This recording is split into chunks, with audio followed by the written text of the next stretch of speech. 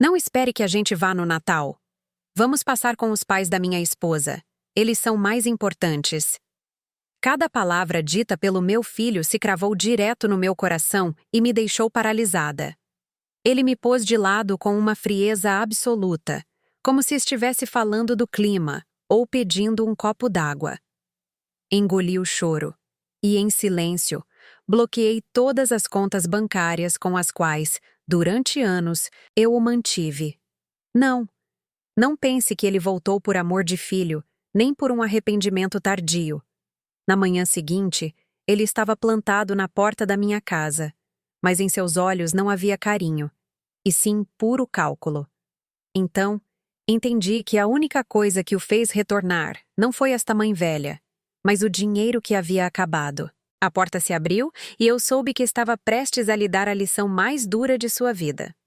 Eu sou Dona Helena Siqueira, 62 anos, viúva, ex-chefe de contabilidade de um grande grupo siderúrgico.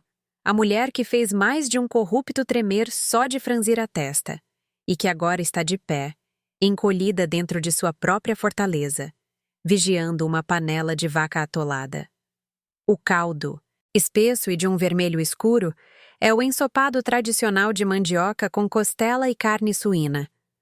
O cheiro do coloral e dos temperos tostados até quase queimar, misturado ao aroma intenso da costela cozida em fogo lento durante 6 horas. O cheiro se infiltra em cada veio dos armários de carvalho e fica impregnado nas cortinas pesadas de veludo.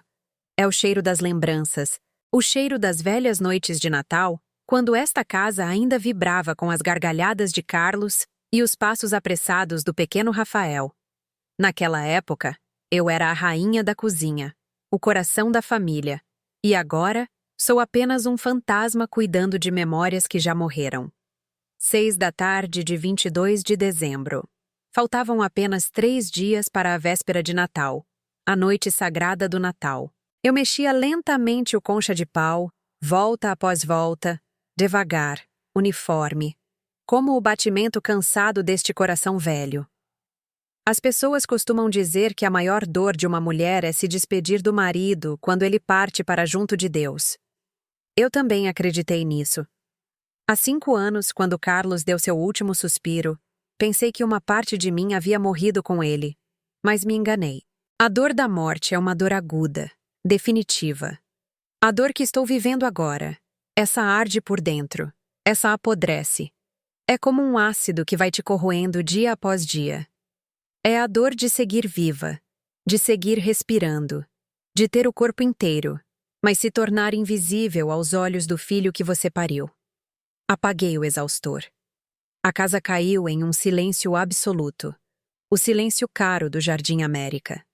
Sem buzinas, sem cachorros latindo, apenas o som plop-plop da sopa fervendo com força.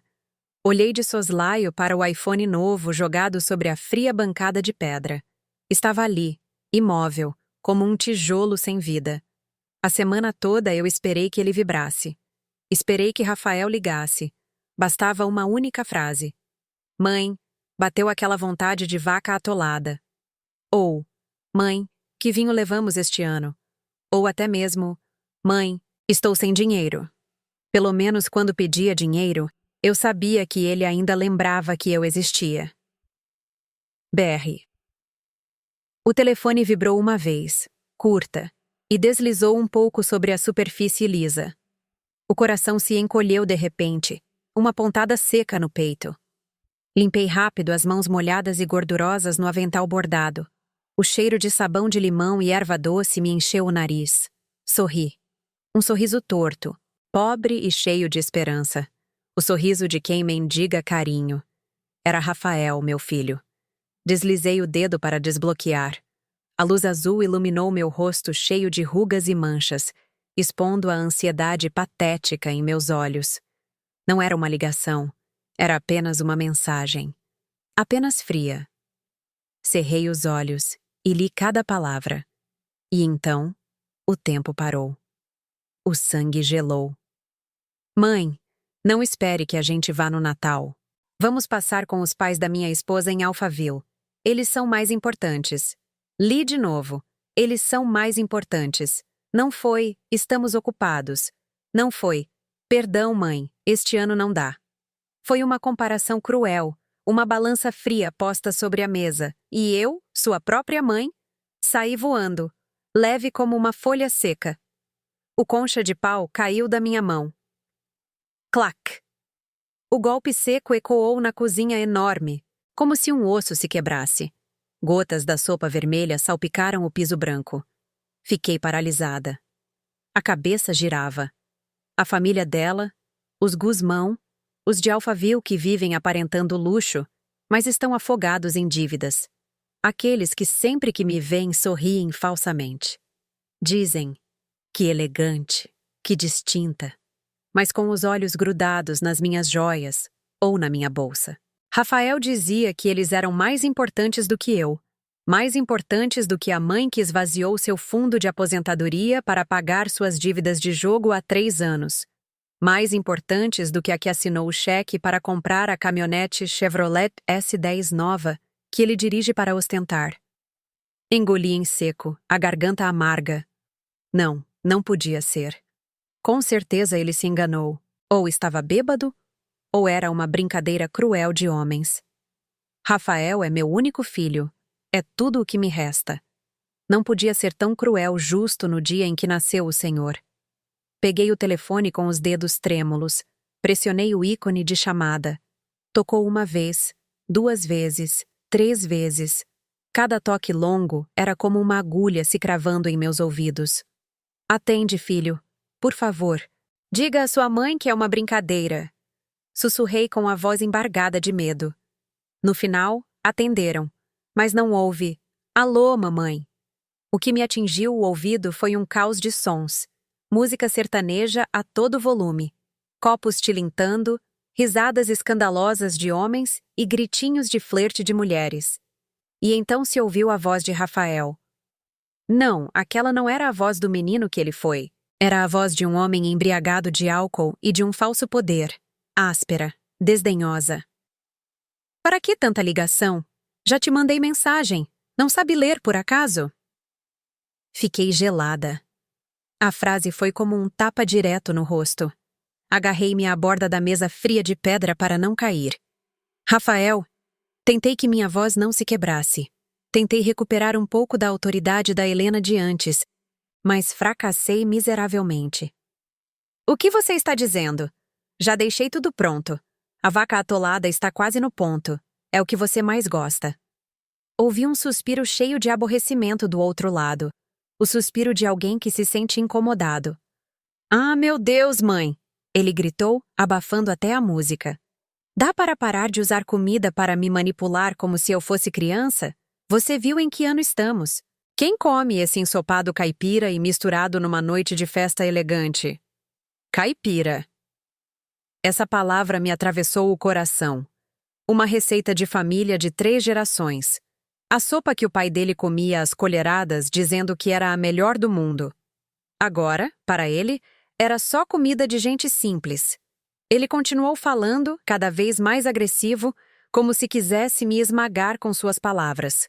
Sabe quem a família do meu sogro convidou hoje? Trouxeram um chefe particular da França. O menu é puro foie gras, carne wagyu e vinhos de primeira. Pura gente importante, funcionários, grandes sócios. Eu tenho que estar aqui para fazer contatos, para fazer bonito, entende? A humilhação me subiu à garganta. As lágrimas começaram a sair quentes, escorrendo pelas minhas bochechas enrugadas. Mas eu sou sua mãe?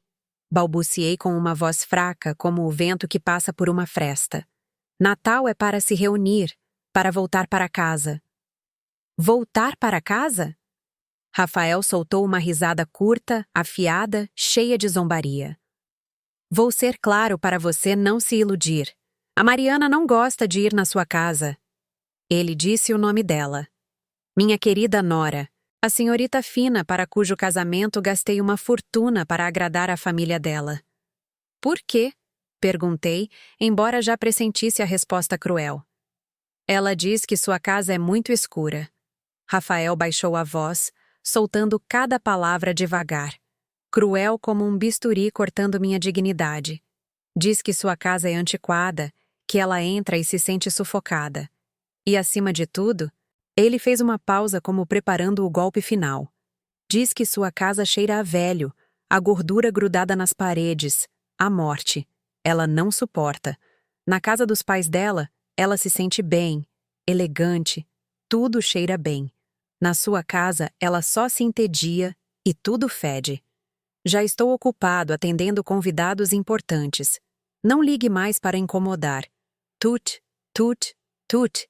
Ele desligou sem se despedir, sem hesitar. Cortou a ligação como quem extirpa um tumor desnecessário.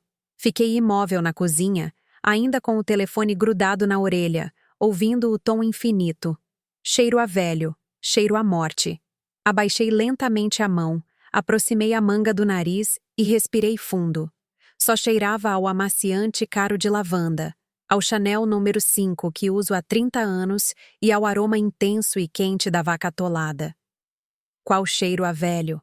Qual cheiro a morte? Olhei ao redor da cozinha. Tudo impecável, limpo, arrumado. Não.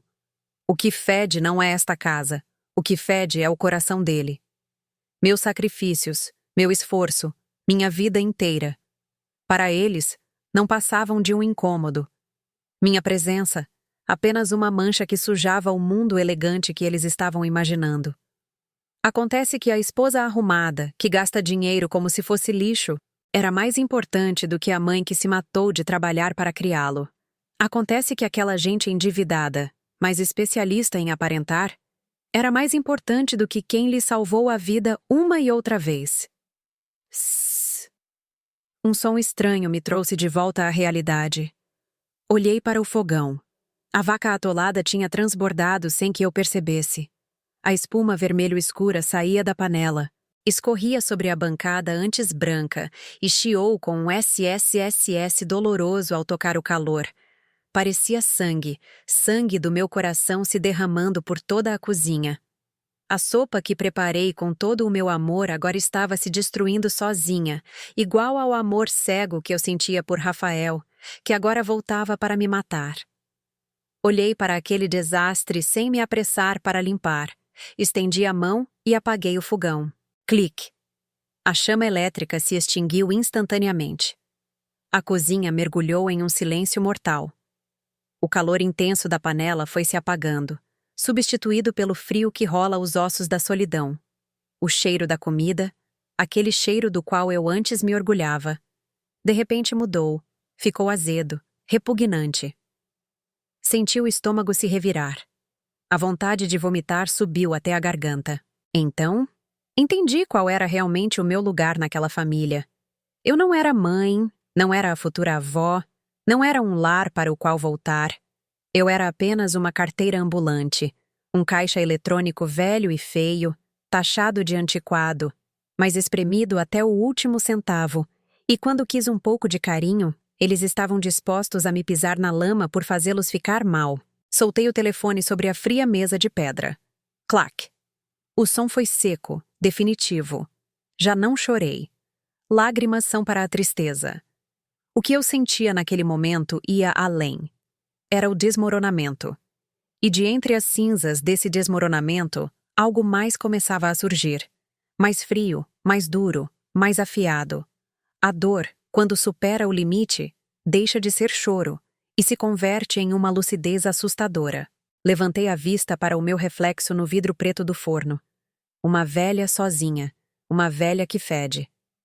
Está bem. Se para vocês meu dinheiro cheira a velho, então quero ver quanto dura a finesse da vida de elite deles quando não tiverem mais esses bilhetes fedorentos.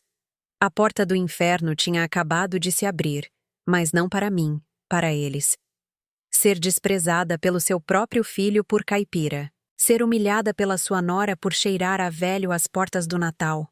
Se fosse você, continuaria engolindo as lágrimas em silêncio ou se levantaria para lhes dar uma lição que jamais esquecerão? Diga-me sua decisão nos comentários e não desvie o olhar, porque a fúria de uma mãe mal começou. O toque longo tinha acabado há muito tempo, mas eu continuava ali, imóvel. As palavras do meu precioso filho continuavam zunindo na minha cabeça como um enxame de moscas sobre carne podre. Sua casa cheira a velho. Levantei lentamente o braço. Aspirei fundo a borda do meu suéter de cachemire cinza claro. Cheirei meu pulso. Inclinei-me para cheirar o avental. Não havia nenhum cheiro. Só havia o aroma suave do amaciante de lavanda. O cheiro de uma limpeza quase estéril, e misturado apenas o toque forte do coloral. Esse cheiro de cuidado, de carinho. E mesmo assim, ele dizia que eu fedia. Soltei uma risada seca, áspera, que ecoou por um instante e se apagou de imediato no espaço enorme. Saí da cozinha. Meus passos bateram no piso de carvalho brilhante. Toque, toque, toque. Caminhei pelo corredor longo e profundo, onde penduram os retratos familiares emoldurados em dourado. Esta é a casa que Carlos e eu erguemos durante 40 anos, suando, virando noites, bebendo mais do que devíamos em reuniões intermináveis para construir tudo isso. O piso não tinha um pingo de poeira. Os janelões reluziam, devolvendo-me o reflexo do meu rosto envelhecido. Os móveis estavam polidos com esmero pela empregada que vem 2 vezes por semana. E mesmo assim, para minha nora Mariana, este lugar era um calabouço. Dizia que a casa era sombria, que o ambiente a sufocava, que cada vez que entrava sentia que a energia se esvaía. Claro, como poderia se comparar a vila silenciosa e rígida de uma velha contadora com as festas transbordantes? A música alta e os elogios vazios na casa dos pais dela. Parei em frente à mesa console do hall de entrada. Ali havia um maço grosso de envelopes. Correspondência chegada naquela manhã que eu não tinha aberto. Envelopes brancos com os logotipos do American Express e Santander. Nomes conhecidos. Meus amigos mais fiéis dos últimos 5 anos. Extratos de cartão de crédito. A mão me tremeu ao pegá-los. Não por fraqueza, mas por raiva. Abri o primeiro envelope num rasgão. O extrato de dezembro saiu deslizando, longo como uma lista interminável. Cerrei os olhos, ajeitei meus óculos e olhei os números pretos sobre o papel branco. 10 de dezembro. Shopping JK Iguatemi. Spa de luxo. Tratamento de rejuvenescimento corporal. Valor 8. R$ 500. 15 de dezembro. Loja de grife. Bolsa Gucci. Coleção Natal. Valor 28. R$ 00. 18 de dezembro. Restaurante Fogo de Chão, jantar. Valor 6. R$ 200. Engoli em seco. Tudo debitado no cartão adicional Platinum em meu nome. O mesmo cartão que no dia em que Mariana entrou nesta casa como nora, eu lhe entreguei com carinho dizendo: "Tome, minha filha. Sei que ser nora não é fácil. Se quiser comprar algo para você, use sem cerimônia." Achei que era uma sogra compreensiva. Achei que a generosidade compraria gratidão, mas criei víboras no peito. Ela me chamava de caipira, me chamava de fedorenta, e mesmo assim usava o dinheiro desta velha caipira para se cobrir com o que há de mais fino. Dizia que minha casa não tinha nível, mas jamais recusou as viagens 5 estrelas para Fernando de Noronha ou Trancoso que eu paguei por completo, desde os voos em classe executiva até o resort. Olhei o extrato, 28. R$ 00 por uma bolsa. Esse dinheiro dá para uma família trabalhadora da periferia de São Paulo viver 3 meses. E ela passou o cartão como se comprasse verduras. E eu olhei a roupa que vestia, o suéter velho já gasto nos ombros, as sandálias de casa compradas em liquidação, minha ceia de Natal, uma panela de sopa feita por mim para economizar o custo de um chefe. Esse contraste não era uma tragédia, era uma farsa. E eu era o principal fantoche. Deixei o papel cair sobre a mesa.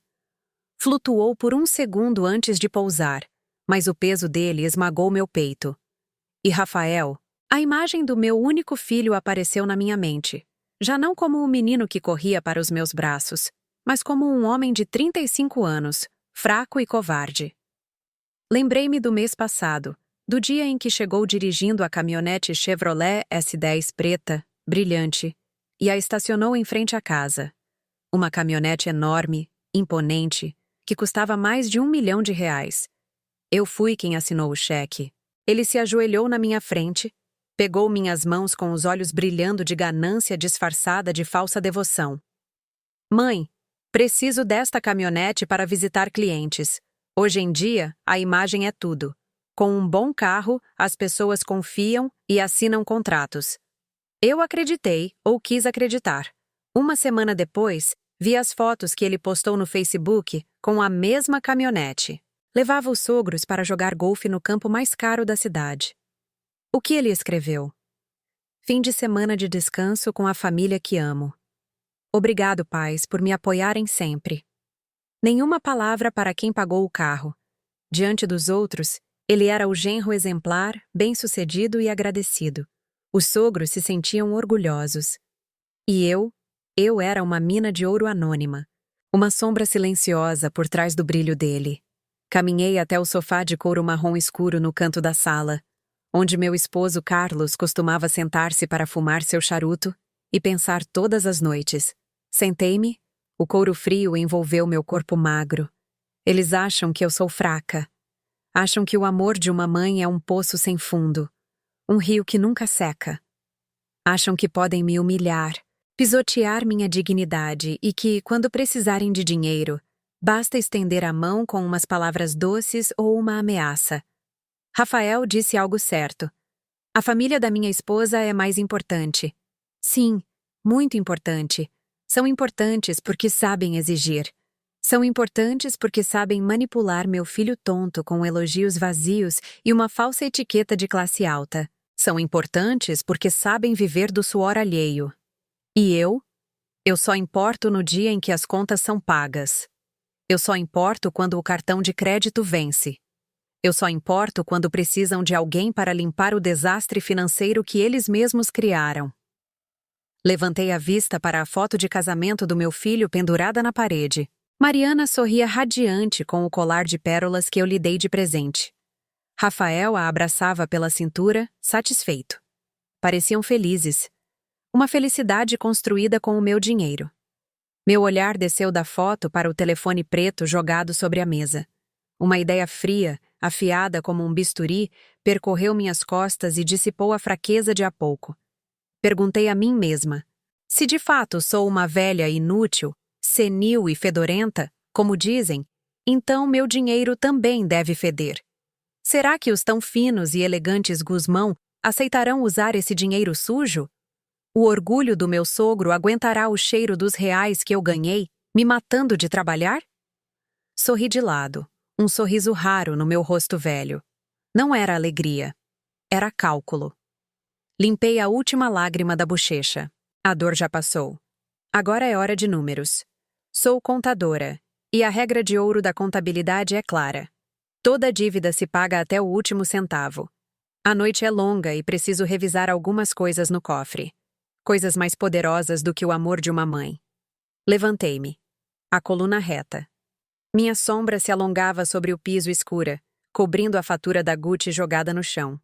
Alguma vez você já percebeu que, quanto mais você dá, mais eles tomam isso como algo normal?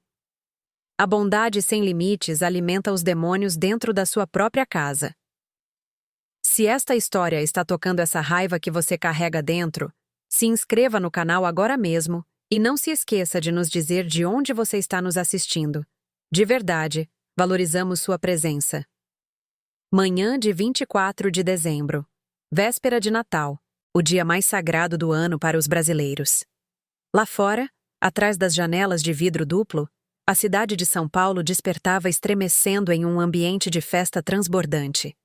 Eu podia ouvir as buzinas da Avenida Faria Lima, a música funk pagode soando alegre da caixa de som do vizinho. O cheiro de pólvora dos fogos de artifício da noite anterior ainda flutuava no ar frio da madrugada. O mundo inteiro estava celebrando e minha casa estava silenciosa como um túmulo. Eu continuava sentada no sofá de veludo da sala, exatamente na mesma postura da noite anterior. A coberta fina sobre minhas pernas não conseguia deter o frio que me saía dos ossos. O velho relógio de pêndulo no canto marcou as 9. Bong bong. 9 da manhã. Uma parte fraca de mim, Aquela parte de mulher ingênua que neste momento eu detesto, ainda guardava uma faísca de esperança. A esperança é uma maldição. Disse a mim mesma que talvez Rafael estivesse bêbado na noite passada, que o álcool lhe soltou a língua, que homens com umas e outras costumam se inflar. Talvez nesta manhã, já sóbrio, quando a dor de cabeça passasse, a consciência voltaria. Ele ligaria, diria: Mãe, perdão. Ontem à noite passei do ponto. Hoje venha jantar conosco. Passo para te buscar. Só isso, com uma só frase, juro por Deus, eu perdoaria tudo. Voltaria a abrir o cofre. Voltaria a ser a mãe tonta disposta a entregar tudo. Rim, rim, rim. O telefone sobre a mesa gritou. O coração se encolheu com força. Um golpe seco no peito velho. Na tela apareceu o nome conhecido, Rafael. Viu? Eu sabia. É meu filho. O sangue não se abandona assim à toa. Com as mãos trêmulas, peguei o telefone. Respirei fundo para conter a emoção e tentei que minha voz soasse tranquila, embora não conseguisse ocultar o tremor. Alô, Rafael, filho. Não consegui terminar a frase. Mãe, você está perto do computador? Sua voz soou urgente, agitada. Nada a ver com alguém arrependido, sem cumprimento. Sem Feliz Natal. Só ordens. Fiquei em branco e engoli a pergunta que ia fazer. O computador. Para quê, filho? Uma transferência. Agora mesmo. Gritou Rafael com o barulho de um supermercado ou uma loja de vinhos caros de fundo. O bip constante do caixa registrador. Transfira agora 50.000 reais para a conta conjunta. Rápido, estou no caixa. 50.000 reais. Uma quantia equivalente a um ano inteiro dos meus remédios e seguros. 50. 0 reais. Repeti, a voz embargada pelo choque. Para que você precisa de tanto dinheiro nesta manhã do dia 24? Ah, mãe, você pode parar de perguntar por que é tão lerda? A irritação em sua voz chegou ao limite. Ele estava perdendo a paciência com a própria mãe, enquanto tentava fazer bonito para os outros. Meu sogro acabou de avisar algo importante. Nesta noite, o senhor governador vai passar na casa para brindar. Tenho que comprar 3 garrafas de uísque single malt, reserva limitada. Senti algo se quebrar dentro do peito. Reserva da família. Um uísque para a família.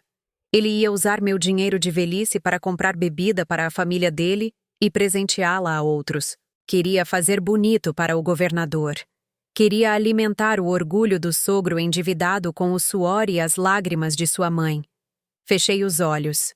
A dor já não era pontiaguda. Havia se transformado em um bloco pesado que esmagava a última ilusão. Tentei resgatar um pouco da dignidade que me restava como mãe, e sussurrei ao telefone com a voz abafada à beira do choro. Rafael, você se preocupa em comprar bebida cara para a família da sua esposa. Você se preocupa com o orgulho do seu sogro. Parei por um segundo e reuni toda a coragem para fazer a pergunta mais dolorosa da minha vida. E eu? Mãe, hoje é véspera de Natal. O que eu vou comer? Onde eu vou estar? Você não vai me perguntar nem uma vez? O silêncio durou exatamente 2 segundos. 2 segundos fatais. Ouvi como ele soltou o ar com desprezo e sua resposta. Juro, eu a levarei gravada até o dia em que eu morrer. Ah, mãe, você já é grande. Não é uma criança de 3 anos para ficar de chilique. Sua voz foi astuta, cruel e indiferente. Na sua geladeira não falta comida. Esquenta a sopa de ontem à noite e coma isso. Ainda tem bastante. Jogar fora seria um desperdício. Não me incomode mais. Estou muito ocupado. Esta é uma oportunidade de ouro para ficar bem com meu sogro. VIP. Ele desligou, seco, frio, como quem afasta um chute um cachorro velho para ter as mãos livres para algo mais importante. Esquenta a sopa e come.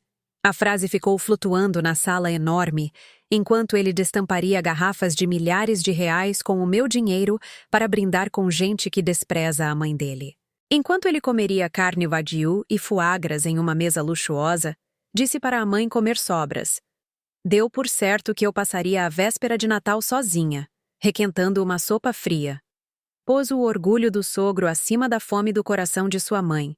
Baixei lentamente o telefone. Não chorei. Foi estranho. Pensei que gritaria, que quebraria tudo, mas não. Mordi o lábio inferior até sangrar e o gosto metálico encheu minha boca. A raiva já não ardia como a sopa de ontem à noite. Havia esfriado e se solidificado em um bloco de gelo afiado dentro do meu peito. Já não havia amor de mãe. Já não havia compaixão. Naquele momento, Rafael Siqueira morreu dentro de mim. O que acabara de ligar era apenas um devedor descarado e miserável.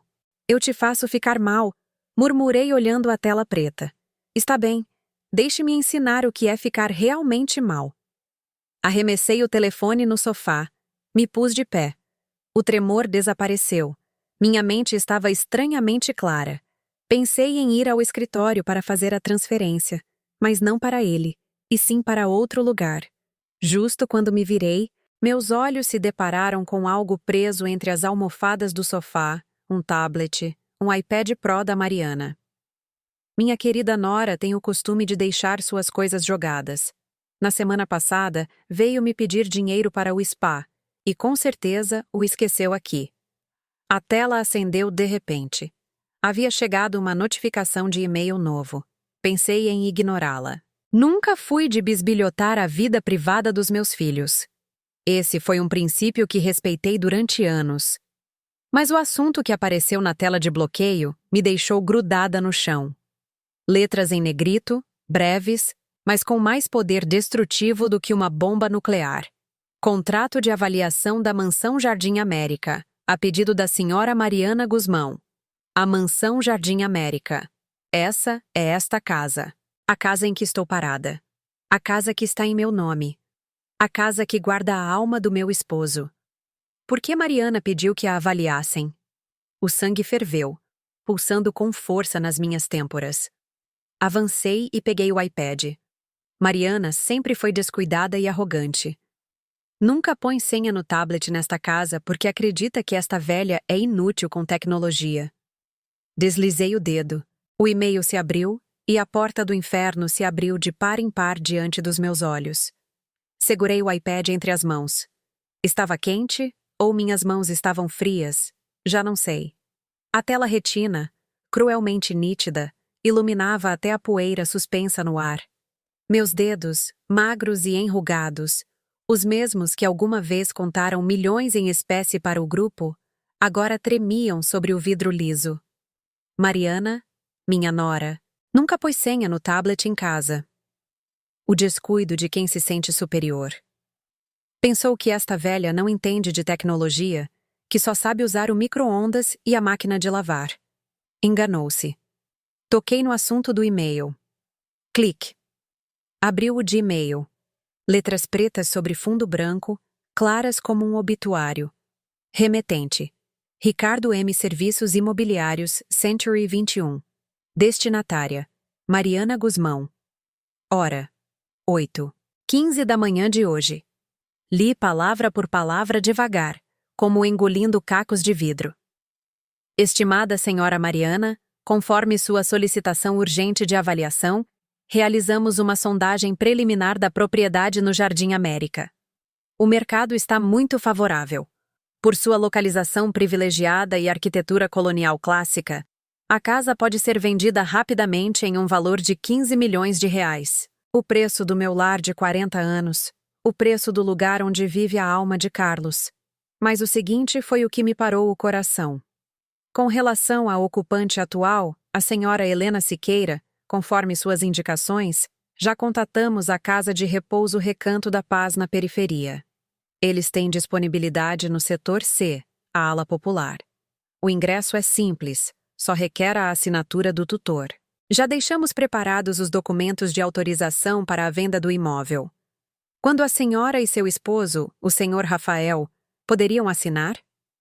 Soltei o tablet sobre o sofá, como se fosse um carvão aceso. A Casa de Repouso Recanto da Paz, setor C. Conheço esse lugar. É perdido na periferia, com muros úmidos, cheiro de desinfetante barato e de urina rançosa. Um lugar para velhos esquecidos, corpos esperando morrer. Pensavam em me meter lá.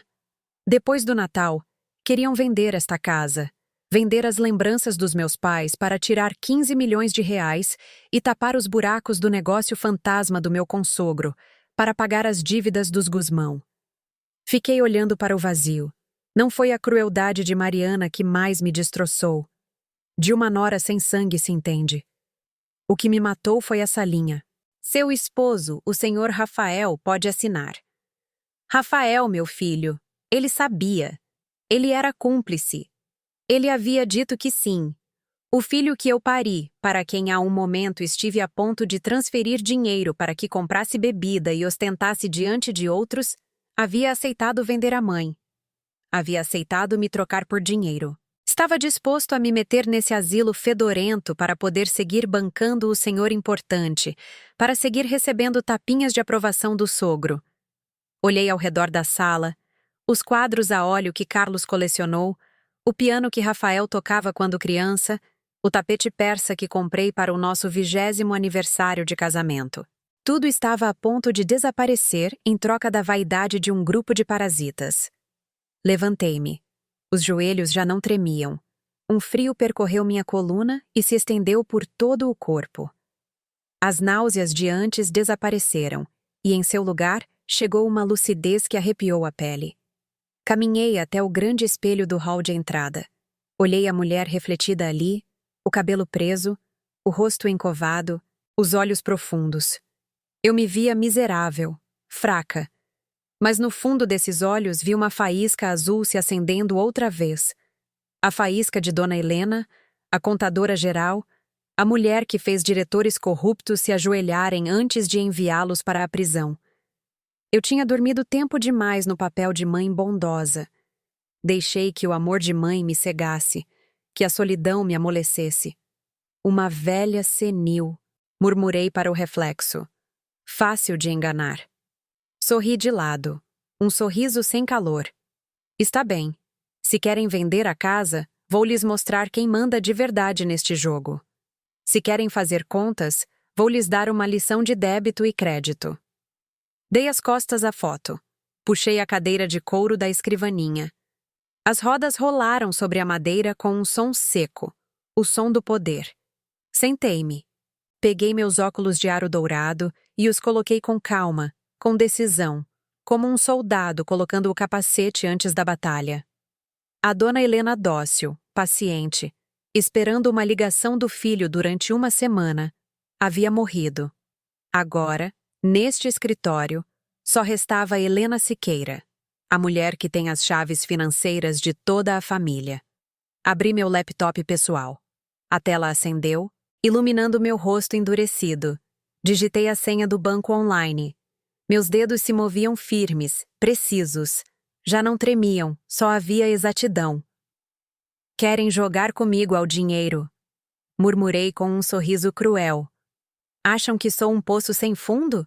Está bem, vou lhes ensinar o que é um erro de sistema. Vou lhes ensinar o que se sente ao estar no topo e cair direto no abismo. Meu dedo indicador ficou suspenso sobre a tecla Enter. Lá fora, os sinos da igreja começaram a soar 12 vezes. Bong. Meio-dia. A hora do julgamento. Não só ia bloquear as contas, ia bloquear o futuro deles. Clique. 12:30 do dia. O escritório ficou na penumbra artificial, embora o sol lá fora estivesse ardendo. Fechei as cortinas. Não queria que a luz festiva interrompesse esta cirurgia. Sim, cirurgia. Eu mesma estava extirpando o câncer que havia criado metástase na minha família. Fiquei imóvel em frente à tela. A luz azul iluminava meu rosto, marcando cada ruga profunda e uns olhos secos, sem uma única lágrima. O ventilador do sistema de resfriamento do computador zumbia suavemente. Bu, bu, como a respiração de uma besta à espreita. Entrei no sistema de internet banking do Santander. A interface familiar apareceu. Números, gráficos, meu mundo, onde eu era a dona, não uma velha senil. Deslizei o cursor até a opção cartão de crédito adicional titular Mariana Guzmão. O cartão Platinum com um limite de 500 reais. A varinha mágica que a transformava em uma Cinderela de luxo. Olhei o nome da minha nora e lembrei-me de seu olhar de desprezo quando falou do cheiro desta casa. Não escolhi a opção cancelar cartão. Esse processo era muito educado, muito misericordioso. Escolhi reportar cartão extraviado. Suspeita de fraude. Clique. O sistema mostrou um aviso vermelho e intenso. Esta ação bloqueará o cartão de imediato e gerará um relatório de segurança. Todas as transações serão rejeitadas. Tem certeza? Sorri de lado. Fraude. Mais acertado impossível. Ela havia fraudado meus sentimentos para tirar proveito. Esse foi o maior golpe da minha vida. Pressionei, confirmar. Clique. Pronto. A partir deste momento, aquele pedaço de plástico na carteira de Mariana não era mais do que lixo inútil. Pior ainda, podia se tornar umas algemas se ela tentasse usá-lo. Passei para a aba da conta de Rafael, conta corrente conjunta onde eu continuava injetando dinheiro todo mês. O leite que alimentava sua preguiça e sua falsa dignidade. Saldo atual: R$215,00. Executei a ordem de transferência interna. Destino: uma conta poupança secreta em meu nome de solteira, sem vínculo com ninguém. Montante: tudo. Digitei o valor. Meus dedos golpearam o teclado como pregando pregos em um caixão. Enter. O código OTP chegou ao telefone. Eu o inseri. O saldo da conta conjunta saltou para um número redondo. R$0,00. Vazio como a cabeça do meu filho. Mudei a senha de acesso e baixei o limite de transações para R$1. Quero ver como esta noite, sem dinheiro, você vai fazer o papel de empresário bem-sucedido na frente do seu sogro. Não era suficiente. Rafael ainda tinha 2 pequenas construtoras, empresas só de nome. Uma fachada para socializar, porque o capital e as linhas de crédito estavam respaldadas pela minha reputação e meus bens diante do banco. Abri o e-mail, redigi uma mensagem direta para Rodrigues, o gerente da agência, um velho amigo que me respeitava. Prezado Sr. Rodrigues, eu, Helena Siqueira, notifico formalmente o retirada de todas as garantias financeiras sobre os empréstimos e linhas de crédito empresariais do Sr. Rafael Siqueira. Solicito o bloqueio imediato para revisão de riscos. A documentação notariada será enviada na segunda-feira pela manhã. Enviar. Esse clique foi mais cruel do que todos os anteriores. Ativaria o sistema de alertas de risco interbancário. Os sócios de Rafael seriam notificados. Sua carreira de aparência desmoronaria como um castelo de areia diante de um tsunami. Abri um arquivo de texto em branco. Escrevi linhas frias dirigidas ao meu advogado pessoal. Revogar a procuração de administração de bens assinada no ano passado. Redigir novo testamento. Herdeiro. Fundo para Crianças Órfãs de São Paulo. Eliminar por completo os nomes de Rafael e Mariana da lista de beneficiários. Fechei o laptop. Clique. A tela se apagou por completo e o quarto mergulhou na escuridão total. O relógio marcou a 1 da tarde. Meu estômago roncou. Um som patético do corpo terreno. Levantei-me e saí do escritório. Desci para a cozinha, onde a panela de vaca atolada já estava fria, com uma camada de gordura solidificada em cima. Não me preocupei em limpar.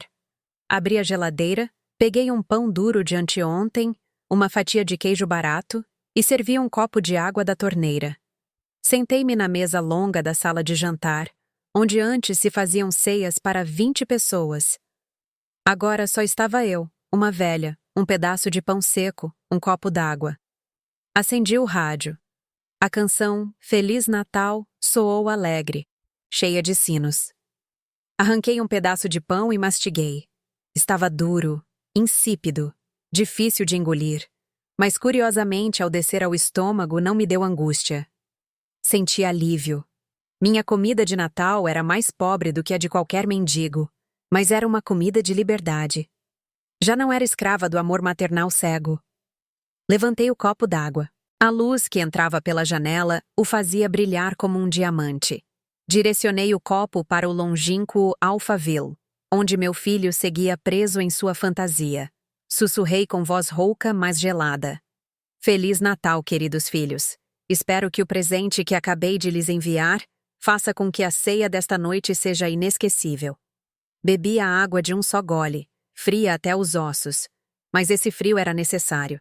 Me ajudava a congelar as emoções para me preparar para a tempestade que chegaria ao amanhecer. Eu sabia com certeza.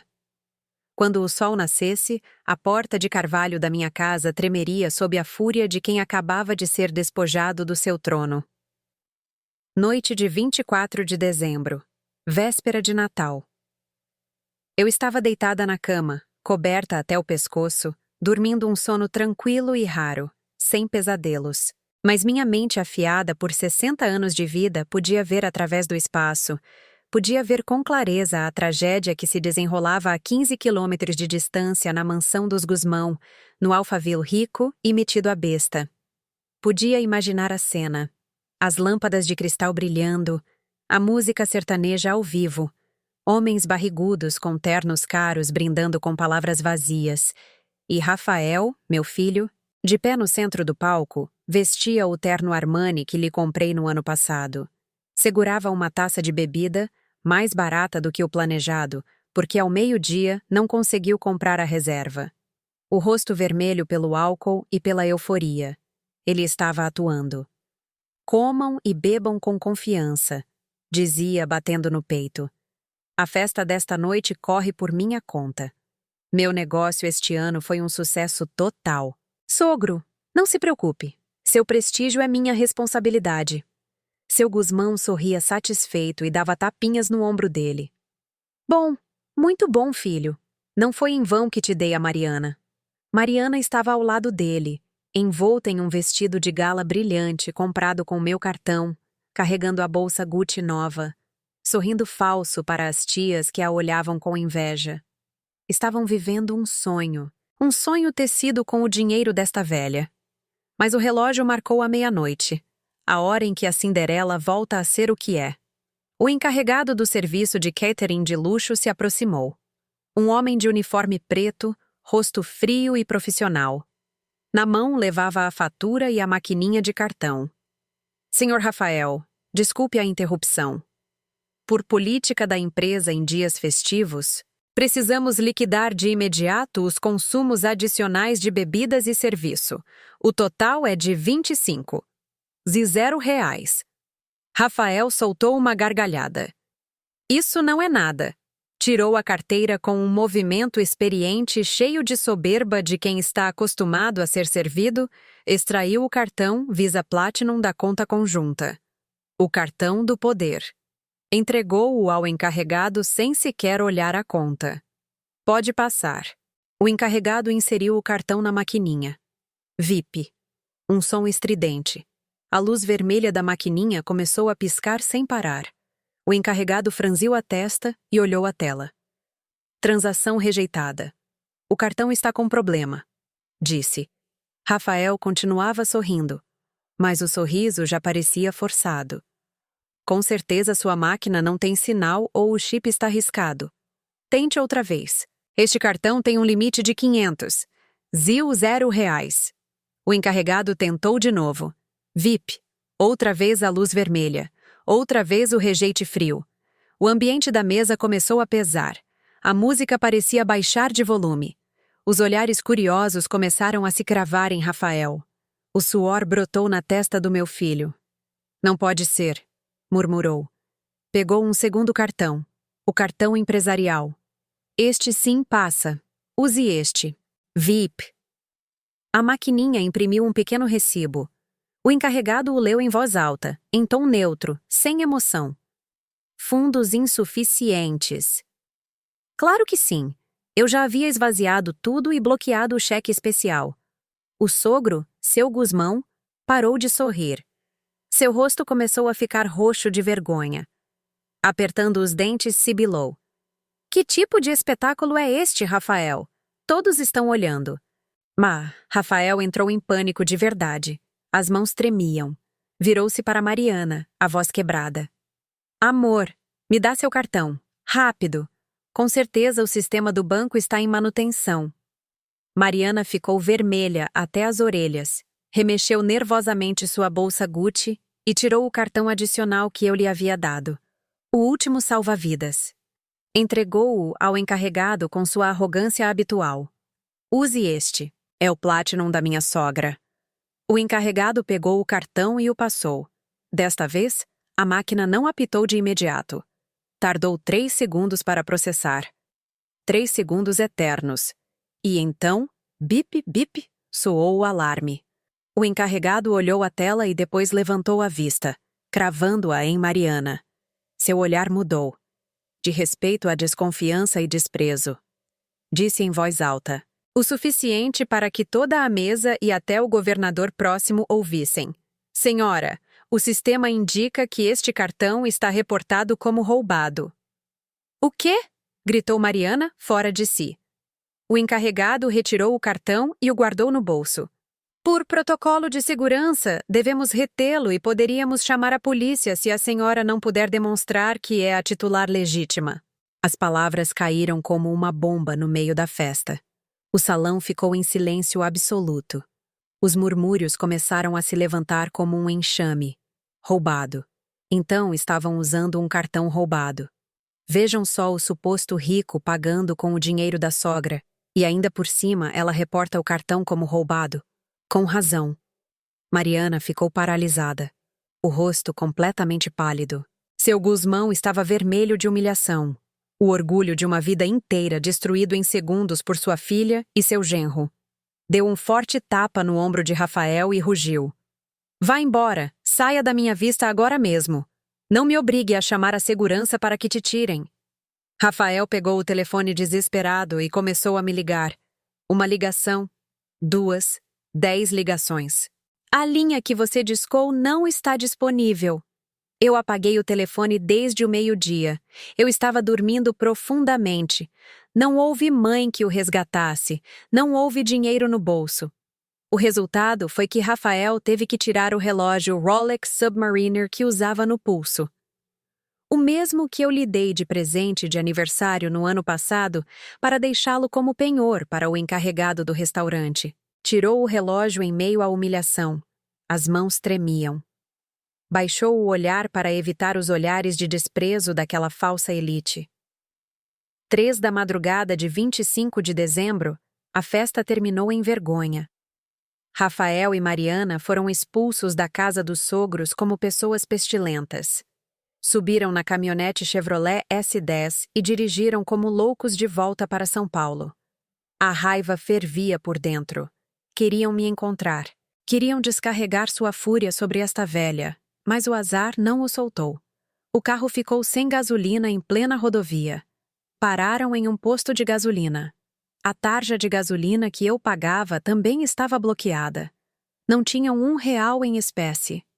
Posso imaginar Mariana, a senhorita elegante, remexendo desesperada sua bolsa, juntando moedas soltas, até devolvendo uma garrafa de água que acabara de comprar para poder pagar 5 litros de gasolina. Apenas o suficiente para se arrastar até a porta da minha casa. A porta do inferno em Alphaville se fechou às suas costas. Mas não sabiam que a porta do julgamento na minha casa já os estava esperando. E o que os esperava não era meu medo, e sim um envelope vermelho. 7. 10 da manhã de 26 de dezembro. O nevoeiro frio de São Paulo ainda cobria a região do Jardim América, transformando as mansões vizinhas em sombras fantasmagóricas. Eu estava atrás da pesada porta de carvalho. Na mão segurava uma xícara de chá quente. O vapor subia e atingia meu rosto, mas não era suficiente para derreter o gelo do meu olhar.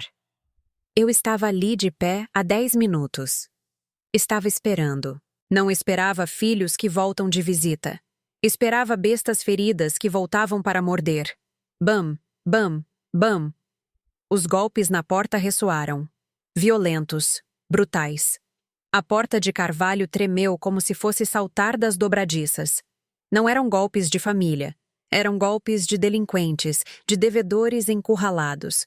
Deixei a xícara de chá sobre a mesa console. Com calma, sem pressa. Ajeitei a gola da blusa de seda, alisei as rugas da calça social. Respirei fundo. Cheiro de madeira, de chá e de liberdade. Girei o trinco. Clac! A porta se abriu. O ar frio entrou de repente, trazendo cheiro de suor azedo e álcool rançoso. Rafael e Mariana estavam ali. Dava pena. Rafael, o empresário bem-sucedido da noite anterior, agora parecia um galo derrotado, o terno Armani amassado, a gravata torta, olheiras profundas e os olhos vermelhos de cansaço. Mariana estava ainda pior. A maquiagem borrada, o rímel escorrendo pelas bochechas como lágrimas pretas, o cabelo despenteado, descalça, carregando na mão uns saltos com o salto quebrado. Ao me ver, Rafael avançou em minha direção como uma besta enlouquecida. "Mãe!" rugiu cuspindo saliva. "Você está louca ou o quê? Por que bloqueou as contas? Por que reportou os cartões?" Plantou o rosto a centímetros do meu, o hálito fedendo a álcool batendo no meu nariz. Tive que tirar até o relógio Rolex para deixá-lo empenhado no restaurante.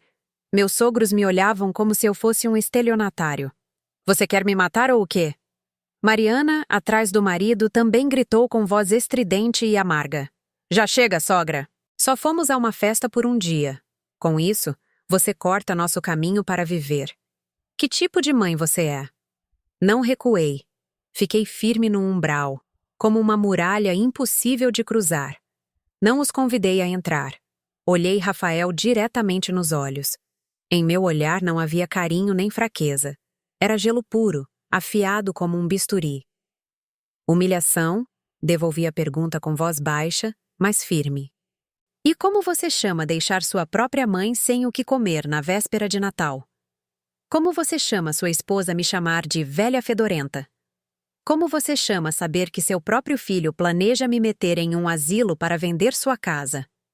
Rafael ficou paralisado, a boca aberta, os olhos piscando sem parar. "Mãe, do que você está falando?" balbuciou.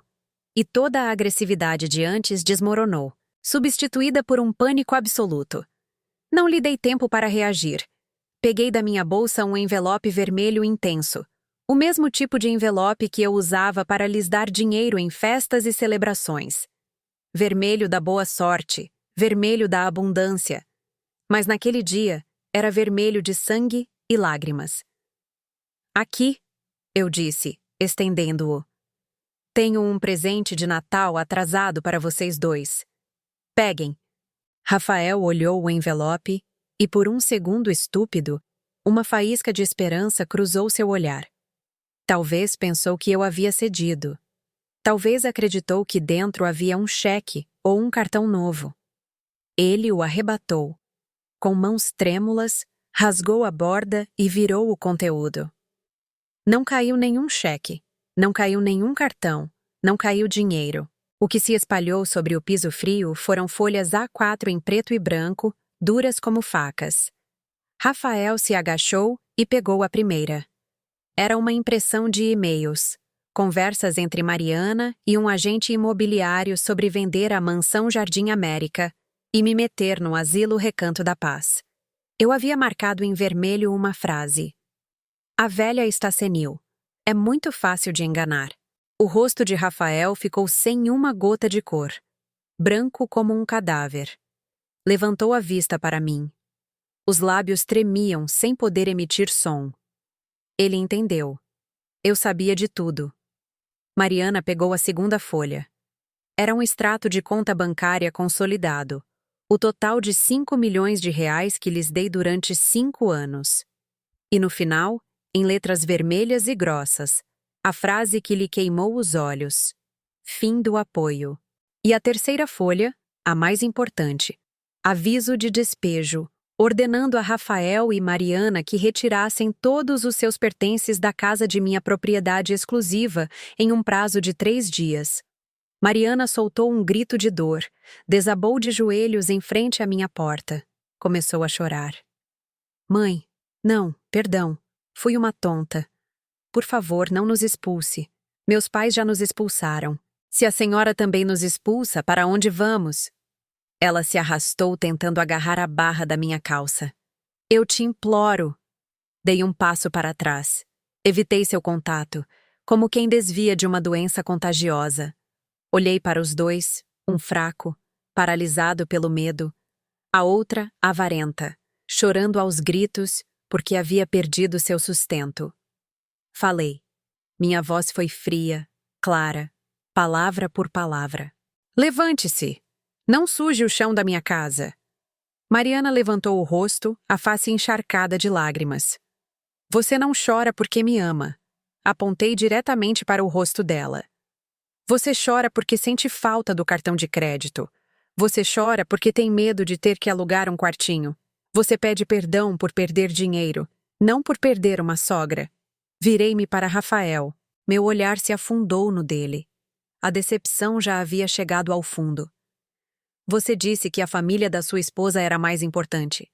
Você disse que a aparência dos seus sogros valia mais. Sorri com amargura. Então, vá viver com essa aparência. Que eles te sustentem. Que eles te comprem a bebida. Que eles te comprem o carro. Mãe, eu me enganei. Me perdoe. Rafael deu um passo à frente. A voz embargada. Basta! Gritei. A autoridade de Helena Siqueira voltou mais forte do que nunca. Esta casa é para gente velha. Tem cheiro de velho. É escura. Não está à altura da sua classe alta. Não, mãe! Gritou Rafael desesperado. Dei um passo para dentro. Minha mão se fechou sobre a porta de carvalho. Vão embora e não voltem até que aprendam a ser gente. Usei toda a minha força. Empurrei a porta. Bam! A porta se fechou de repente na frente deles. O trinco soou seco, definitivo. Apoiei minhas costas na madeira fria. Lá fora, os gritos de Mariana e os golpes fracos de Rafael ecoavam. Mãe, abra! Mãe! Deixei-me cair no chão. As lágrimas escorreram. Doía, doía muito. Sentia o coração apertado, mas era uma dor necessária, a dor de extirpar um tumor para poder seguir vivendo. Fiquei ali abraçando meus joelhos na escuridão do corredor, mas dentro de mim, um fogo novo começava a arder. Perdi um filho, mas recuperei a mim mesma. Um mês depois, meu escritório de advocacia estava no 15º andar da Torre de Itália. Através do janelão, São Paulo brilhava luxuosa e distante, mas o relatório sobre minha escrivaninha cheirava a miséria. Não precisei ver com meus próprios olhos. Meu advogado, um homem lacônico, mas eficiente, me contou tudo. Na manhã do dia 26 de dezembro, depois que fechei a porta na cara dele, Rafael e Mariana arrastaram seus corpos de volta para a mansão de Alphaville. Acreditavam na família. Acreditavam que seu Gusmão, o sogro a quem na noite anterior haviam servido como a um imperador, os receberia de braços abertos. Enganaram-se. O portão de ferro não se abriu. O mordomo saiu e anunciou com frieza. O senhor não deseja receber pessoas com mau histórico de crédito. Diz que se o jovem Rafael já não tem herança, sua presença aqui só mancha o nome da família. Rafael gritou, mencionou as garrafas, as festas que havia pago. Seu Gusmão apareceu na sacada do 2º andar. Olhou para o genro e para sua própria filha. Como quem observa 2 cachorros de rua procurando lixo. Sem dinheiro, sem casa, deserdados pela mãe. Aspirou seu charuto e soltou a fumaça com desprezo. E acham que vão vir viver às custas deste velho? Eu casei minha filha com você para que você cuidasse dela, não para sustentar 2 parasitas. Vão-se embora! A porta da sacada se fechou de repente. Bam! Exatamente igual a como eu fiz, com uma só diferença. Eu fechei a porta para ensinar meu filho a ser gente. Eles a fecharam porque meu filho já não tinha valor para espremer. De pé no meio das luxuosas ruas de Alphaville, Rafael e Mariana provaram pela primeira vez o sabor amargo da verdade. Sem o dinheiro da mãe, não eram ninguém. 3 semanas depois, o desmoronamento ocorreu rápido, como uma fila de peças de dominó. Eu estava de pé junto à janela do apartamento que aluguei temporariamente. Já havia posto à venda a mansão do Jardim América, olhando para a rua. Um guincho levava uma caminhonete Chevrolet S10. Era a de Rafael. Ele estava parado a um lado, acariciando o volante pela última vez. Os ombros tremiam. Era o último bem que lhe permitia sustentar a fachada de empresário. O funcionário do banco lhe tomou as chaves da mão, seco, implacável. Sem casa, sem carro, sem cartões de crédito e sem dignidade. Tiveram que se mudar para alugar um pequeno apartamento em Perdizes, um bairro de classe média, barulhento, poeirento. As paredes eram tão finas que se ouviam as brigas dos vizinhos e o choro das crianças. O piso tinha os azulejos soltos. O cheiro do esgoto subia cada vez que chovia. Muito diferente do cheiro a velho, limpo e perfumado da minha casa, do qual Mariana zombava com desdém. Agora ela tinha que viver no verdadeiro mau cheiro. As notícias continuavam chegando aos meus ouvidos. Rafael conseguiu trabalho, não como diretor, não se reunindo com sócios para assinar contratos milionários. Trabalhava como repositor de estoque para uma empresa de logística na periferia, carregando caixas 10 horas por dia, ganhando R$ 100 por semana. Mariana, a senhorita que só sabia ir ao spa. Agora vendia cosméticos de porta em porta. Fazia transmissões ao vivo vendendo roupa barata. A clientela a insultava, cancelavam pedidos. Tinha que engolir sapo e pedir perdão por umas poucas moedas. Pela primeira vez na vida, Rafael soube o que era a dor nas costas por trabalhar, não por jogar golfe. Pela primeira vez, entendeu o valor de R$ 50, dinheiro que antes considerava esmola. Uma noite, tarde, meu telefone vibrou. Número desconhecido, mas eu sabia quem era. Atendi. Silêncio. Do outro lado se ouvia um suspiro cansado. O vento entrando por uma janela frouxa e o ruído ensurdecedor do trânsito de um bairro simples. Depois de 1 minuto em silêncio, a voz de Rafael soou rouca, trêmula. Mãe, disse uma palavra quebrada na noite. Estou comendo miojo. Estranho muito sua vaca atolada. O miojo é muito salgado, mãe. Sabe salgado como as lágrimas? Ele desabou em choro. O pranto entrecortado de um homem derrotado pela vida. Perdoa-me. Eu me enganei. De verdade, me enganei. Ele não pediu dinheiro, não se queixou, não pediu para voltar. Foi só uma confissão, uma rendição absoluta diante do destino. Mori os lábios para não soluçar. Doía, claro que sim, um filho que você pariu, agora carregando caixas e comendo miojo em um quartinho miserável. Como não ia doer? Mas eu sabia que não podia amolecer. A dureza de hoje é o único presente capaz de salvar a parte humana que ainda resta nele. Tinha que quebrar. Tinha que fazer-se em pedaços. Tinha que provar o sabor salgado do suor e das lágrimas para limpar pela raiz a dependência e a ingratidão que haviam se instalado até os ossos. Respirei fundo e falei ao telefone com voz serena, mas firme. O miojo é salgado para que você se lembre que ganhar dinheiro nunca é doce. Coma e lembre-se desse sabor. Desliguei. Fiquei sozinha na escuridão. As lágrimas caíram em silêncio pelas minhas bochechas. Olhei a foto do meu esposo sobre a mesa e disse: Viu, Carlos? Nosso filho por fim está começando a aprender a ser homem. Este ano, noite de 24 de dezembro, véspera de Natal.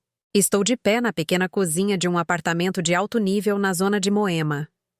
Aqui há mais árvores, mais calma e, o mais importante, a casa é menor.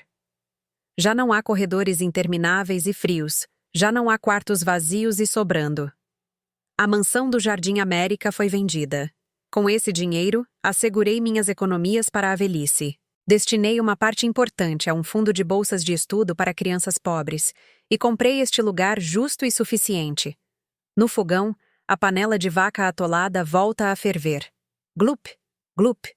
O aroma continua sendo o mesmo, intenso, com coloral e carne suína bem cozida. Mas o ânimo de quem cozinha já não é o mesmo. No ano passado, preparei-o esperando em vão entre lágrimas e humilhação. Este ano, o preparo com calma. Não espero ninguém. Se vierem, me alegrarei. Se não, terei uma véspera de Natal em paz comigo mesma e com Deus. O relógio marca as 8 da noite. Toque, toque. Batem à porta. Suave, tímido, hesitante, muito diferente dos golpes violentos do ano passado, exigindo direitos. O coração deu um salto. Ajeitei o avental e fui abrir. Rafael e Mariana estavam ali. Fiquei imóvel um segundo. Não havia nenhum carro de luxo estacionado lá fora. Chegaram de ônibus. Não havia roupas Gucci, nem ternos Armani brilhantes. Rafael usava uma jaqueta velha, gasta nos punhos. A pele estava mais escura por causa do sol e do vento. O rosto magro, marcado pelo cansaço.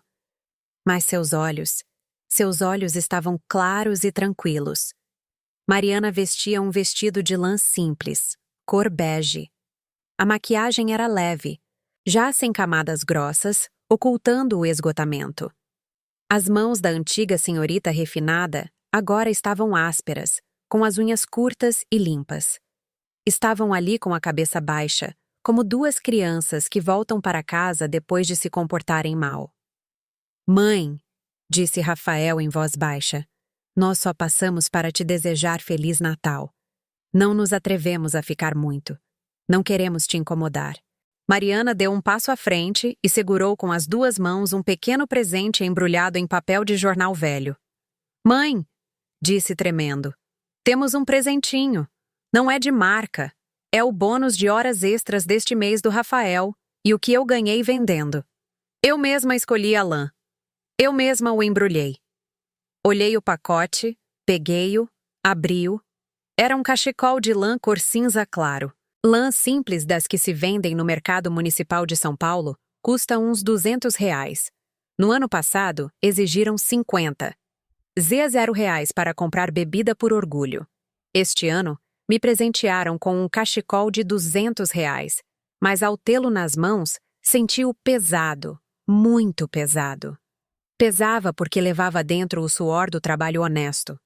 Levava as noites de Rafael com as costas doloridas carregando caixas, os dias de Mariana de pé vendendo até os pés doerem. Levava um arrependimento verdadeiro, sem cálculo, sem engano. Acariciei a lã áspera. Estava morna, mais morna do que qualquer cachecol de cachemir caro que eu já tivesse tido. Levantei o olhar para eles.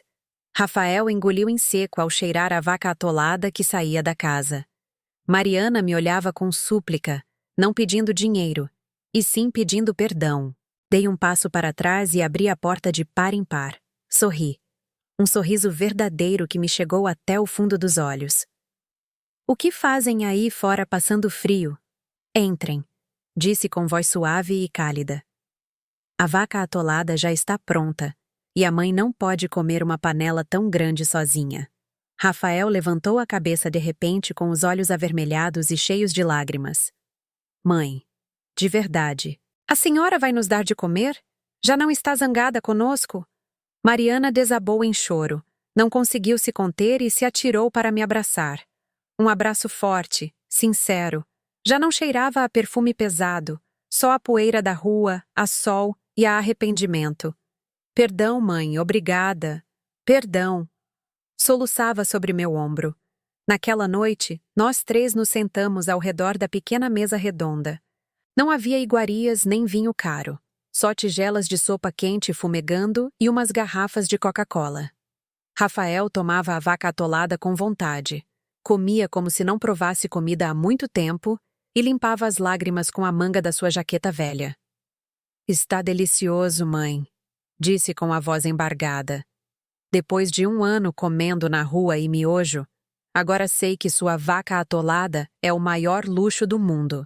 Nenhum restaurante pode fazer este sabor." Olhei-os comer e senti o coração aliviar-se, como se me tirassem um peso enorme de cima.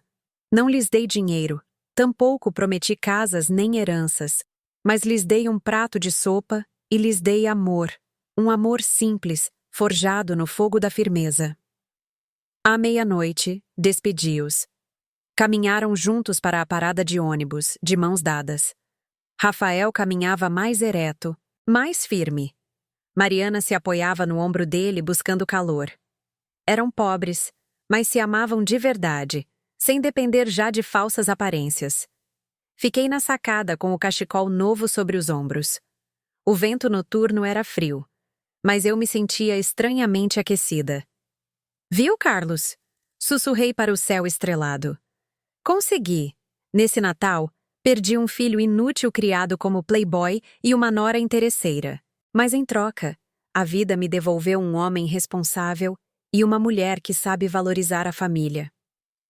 Compreendi que às vezes a dureza é a forma mais grandiosa de amor e que a herança mais valiosa que uns pais podem deixar não é ouro nem dinheiro, mas sim ensinar seus filhos a se sustentarem sobre os próprios pés. Embora esses pés sangrem nas pedras do caminho, apaguei a luz. O quarto ficou em uma escuridão tranquila. Amanhã seria um novo dia. E pela primeira vez, em muitos anos, eu já não tinha medo da solidão.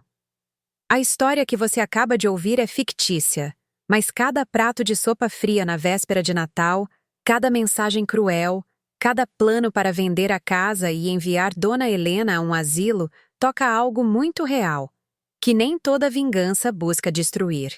Há histórias de vingança escritas com a frieza da razão, com cliques decisivos e com a valentia de cortar o fluxo do dinheiro para salvar o caráter de um filho. Helena não é uma madrasta, é só uma mãe comum que esvaziou seu fundo de aposentadoria para pagar dívidas alheias e foi desprezada como uma velha que cheira mal na casa que ela mesma construiu. Mas em vez de converter a dor em resignação, transformou-a na lição financeira mais dura, não com golpes, mas com a precisão de uma contadora. Não com gritos, mas fechando de repente uma porta de madeira para que seu filho aprendesse a se sustentar sobre os pés descalços. Ela não exigiu que lhe devolvessem o dinheiro, exigiu respeito, e quando o conseguiu, quem brindava com o suor da vida dela teve que olhar de frente o abismo da pobreza. Porque não há poder maior do que a firmeza de uma mãe que se atreve a apagar seu filho do testamento para despertar uma consciência adormecida. Contamos esta história não para alimentar o rancor, mas para te lembrar que há pratos simples que guardam um arrependimento mais valioso do que 1000 banquetes luxuosos, que há durezas que não castigam, mas ensinam, que às vezes cortar a ajuda é a forma mais verdadeira de amar, e que há mães que, mesmo feridas até o fundo, escolhem abrir a porta para receber seus filhos, não por fraqueza, mas porque entendem que perdoar quando o filho amadureceu é a única maneira de reconstruir os laços a partir das cinzas do material. Se alguma vez você foi menosprezado, se abusaram da sua bondade, se te trataram como ultrapassado ou um peso dentro da sua própria família, lembre-se disso. A vingança mais bela não é ver alguém cair para sempre, mas sim viver com autonomia e dignidade até que os ingratos sintam vergonha ao te olhar nos olhos. E se você ainda guarda um pouco de fé, compartilhe esta história, porque talvez em algum lugar haja uma mãe sentada sozinha, em frente a uma mesa fria que precisa ouvir que nas histórias de vingança quem realmente ganha não é o mais rico, mas sim quem se atreve a soltar para que seu filho cresça e sorria em paz. Quando desligar este vídeo, lembre-se de algo. Nem todos os presentes caros trazem felicidade. Há felicidades que só precisam de um cachecol simples, tecido com sinceridade para se transformar em um tesouro inestimável. Deixe uma mensagem para as mães e as mulheres que estão aprendendo a se amar depois da dor nos comentários. E não se esqueça de se inscrever no canal Histórias com Calma. Aqui, cada história é uma pequena vela que ilumina cantos escuros do coração e nos lembra que das cinzas da cobiça e da ingratidão ainda pode brotar a luz da bondade e da gratidão. Obrigado por me acompanhar até este momento. Te desejo um Natal em paz, junto a quem de verdade te valoriza.